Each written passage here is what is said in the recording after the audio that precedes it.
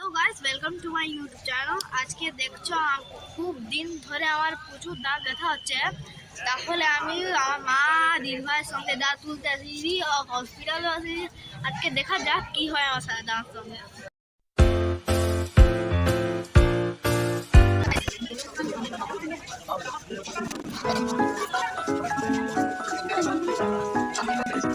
আমার মা লাইনে দাঁড়িয়ে আছে,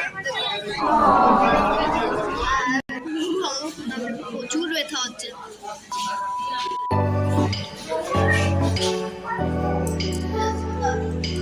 ভয় লাগছে?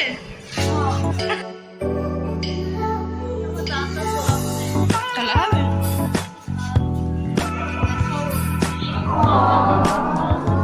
তুই ভয় পাস না তো?